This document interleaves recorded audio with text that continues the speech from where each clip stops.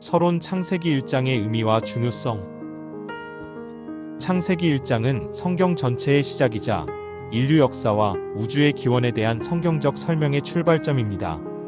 2장은 단순히 과학적 보고서가 아니라 하나님과 세계, 그리고 인간의 관계에 대한 신학적 선언입니다. 고대 근동 지역의 다른 창조 신화들과는 달리 창세기 1장은 유일하신 하나님께서 질서 있고 목적 있게 세상을 창조하셨음을 선포합니다. 창조의 배경 혼돈에서 질서로. 창세기 1장은 태초에 하나님이 천지를 창조하시니라는 장엄한 선언으로 시작합니다. 히브리어 원문에서 창조하다를 의미하는 바라바러는 성경에서 오직 하나님만을 주어로 사용하는 특별한 단어입니다. 이는 하나님의 창조가 인간의 제작이나 가공과는 근본적으로 다른 차원의 행위임을 나타냅니다. 2절은 땅이 혼돈하고 공허하며 흑암이 깊음 위에 있고라고 묘사합니다. 여기서 혼돈하고 공허하다는 히브리어 토우와보우는 형태가 없고 내용물이 없는 상태를 의미합니다. 이는 무질서와 비어있음의 상태입니다. 그러나 동시에 하나님의 영은 수면 위에 운행하시니라고 말씀하심으로써 하나님께서 이 혼돈을 질서로 바꾸실 준비를 하고 계심을 보여줍니다. 운행하다는 히브리어 단어는 새가 알을 품듯이 부드럽게 움직이는 모습을 연상시키며 창조적 생명력이 곧 폭발할 것을 암시합니다. 6일간의 창조 과정. 첫째 날 빛의 창조. 하나님께서는 빛이 있으라고 말씀하시며 창조 사역을 시작하십니다. 이것은 성경에서 처음 나오는 하나님의 직접적인 말씀이며 이 말씀을 통해 빛이 창조됩니다. 여기서 중요한 점은 이 빛이 넷째 날 창조될 해와 달과는 별개라는 것입니다. 이는 빛의 근원이 하나님 자신이시며 물리적 광원에만 의존하지 않음을 보여줍니다. 하나님께서는 빛을 보시고 좋았더라고 평가하십니다. 히브리어로 토브인 이 단어는 단순히 기능적으로 적합하다는 의미를 넘어 아름답고 완전하며 목적에 부합한다는 의미를 담고 있습니다. 하나님은 빛과 어둠을 나누시고 빛을 낮이라 부르시고 어둠을 밤이라 부르십니다. 이것이 첫째 날의 저녁과 아침입니다. 둘째 날 궁창의 창조. 둘째 날에 하나님께서는 궁창이 있어 물과 물로 나뉘라고 말씀하십니다. 궁창은 히브리어로 라키아로 두드려서 펴낸 금속판처럼 단단한 것을 의미합니다. 고대 근동의 우주관에서는 하늘을 단단한 돔 형태로 이해했으며 이 돔이 위의 물과 아래의 물을 분리한다고 생각했습니다. 하나님께서는 이 궁창을 하늘이라 부르십니다. 이는 우주 공간의 형성을 의미하며 생명체가 살 수 있는 환경을 준비하는 과정입니다. 흥미롭게도 둘째 날의 창조에 대해서는 하나님이 보시기에 좋았더라는 표현이 생략되어 있습니다. 일부 학자들은 이것이 둘째 날의 사역이 셋째 날에 완성되기 때문이라고 해석합니다. 셋째 날 육지와 식물의 창조. 셋째 날에는 두 가지 큰 창조 사역이 일어납니다. 먼저 하나님께서는 천하의 물이 한 곳으로 모이고 묻이 드러나라고 명령하십니다. 물이 모인 곳을 바다라 하시고 드러난 땅을 육지라 하십니다. 이로써 생명체가 거주할 물리적 공간이 마련됩니다. 그 다음 하나님께서는 땅에게 풀과 씨 맺는 채소와 각기 종류대로 씨 가진 열매 맺는 과목을 내라고 명령하십니다. 여기서 각기 종류대로라는 표현이 처음 등장하는데 이는 창세기 1장 전체에서 10번이나 반복됩니다. 이는 하나님께서 창조하신 각각의 생명체가 고유한 정체성과 목적을 가지고 있음을 강조합니다. 식물이 동물보다 먼저 창조된 것은 생태계의 논리적 순서를 반영합니다. 식물은 광합성을 통해 스스로 영양분을 만들 수 있는 생산자이며 이후 창조될 동물과 인간의 먹이가 됩니다. 하나님께서는 이 모든 것을 보시고 좋았더라고 선포하십니다.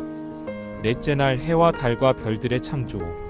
넷째 날에 하나님께서는 하늘의 궁창에 광명체들이 있어 낮과 밤을 나뉘게 하고 징조와 계절과 날과 해를 이루게 하라고 말씀하십니다.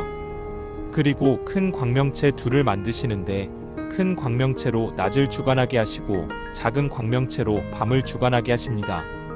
또한 별들도 함께 만드십니다.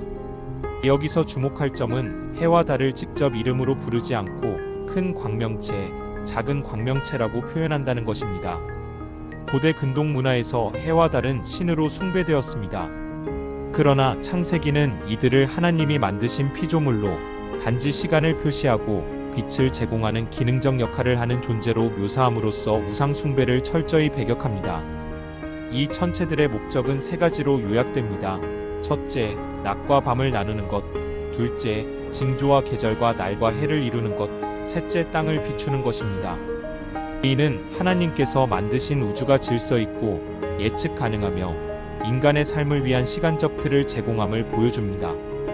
다섯째 날 물고기와 새의 창조. 다섯째 날에 하나님께서는 물들은 생물을 번성하게 하라, 새는 땅 위 하늘의 궁창에 나르라고 명령하십니다.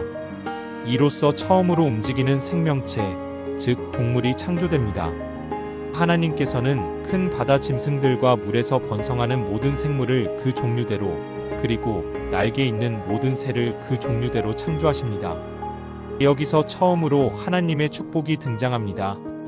하나님이 그들에게 복을 주시며 이르시되 생육하고 번성하여 여러 바닷물에 충만하라, 새들도 땅에 번성하라. 이 축복은 생명의 연속성과 풍성함을 보장합니다. 생육하고 번성하라는 명령은 하나님께서 생명에게 부여하신 놀라운 능력, 즉 자기 재생산의 능력을 나타냅니다.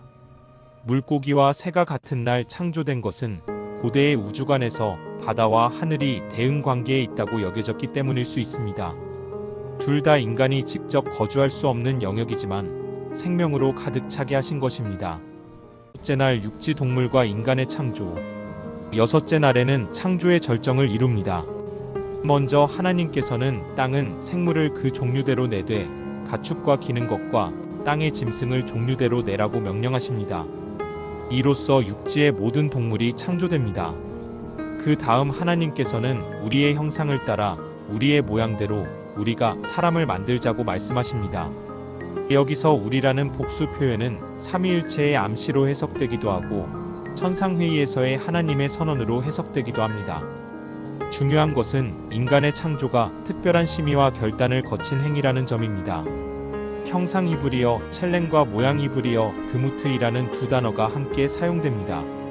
이는 인간이 하나님을 대표하고 반영하는 존재임을 의미합니다. 고대 근동에서 왕의 형상은 왕이 없는 곳에서 왕의 권위를 나타냈듯이 인간은 하나님의 형상으로서 창조 세계에서 하나님을 대표하는 존재입니다. 인간에게는 특별한 사명이 주어집니다. 그들로 바다의 물고기와 하늘의 새와 가축과 온 땅과 땅에 기는 모든 것을 다스리게 하자. 여기서 다스리다는 히브리어 라다는 왕의 통치를 연상시키는 강한 단어입니다. 그러나 이는 착취나 파괴가 아니라 하나님의 대리자로서 창조 세계를 돌보고 관리하는 청지기적 책임을 의미합니다. 하나님께서는 남자와 여자를 창조하시고 그들에게 복을 주시며 말씀하십니다. 생육하고 번성하여 땅에 충만하라, 땅을 정복하라, 바다의 물고기와 하늘의 새와 땅에 움직이는 모든 생물을 다스리라. 남자와 여자가 함께 하나님의 형상으로 창조되었다는 것은 양성 모두가 동등하게 하나님을 반영하며 함께 하나님께서 주신 사명을 수행할 책임이 있음을 보여줍니다. 먹이 규정 채식주의의 원형. 여섯째 날의 마지막 부분에서 하나님께서는 인간과 동물에게 먹을 것을 주십니다. 인간에게는 씨 맺는 모든 채소와 씨 있는 열매 맺는 모든 나무를 주시고 동물들에게는 모든 푸른 풀을 주십니다. 이는 원래 하나님의 창조 세계에서는 사람이나 동물이나 모두 채식을 했음을 암시합니다. 이는 창조 세계의 원래 상태가 평화롭고 조화로웠음을 나타냅니다. 죽음이나 폭력이 없는 세계, 포식자와 피식자의 관계가 없는 세계가 하나님의 원래 디자인이었습니다. 타락 이후에야 비로소 죽음과 폭력이 들어오게 되며 노아의 홍수 이후 창세기 9장에야 인간에게 고기를 먹는 것이 허락됩니다. 일곱째 날 안식. 창세기 2장 1에서 3절은 엄밀히 말하면 1장의 연속이지만 창조의 마지막 부분으로서 중요합니다. 천지와 그 모든 만물이 다 이루어지니라. 하나님이 그가 하시던 일을 일곱째 날에 마치시니 그가 하시던 모든 일을 그치고 일곱째 날에 안식하시니라. 하나님이 그 일곱째 날을 복되게 하사 거룩하게 하셨으니 이는 하나님이 그 창조하시며 만드시던 모든 일을 마치시고 그날에 안식하셨음이니라. 안식일의 설정은 창조의 완성을 나타냅니다. 하나님께서 안식하셨다는 것은 피곤해서 쉬셨다는 의미가 아니라 창조 사역이 완벽하게 마무리되었음을 선포하는 것입니다. 일곱째 날은 복되고 거룩하게 구별되어 후에 이스라엘의 안식일 규정의 신학적 기초가 됩니다.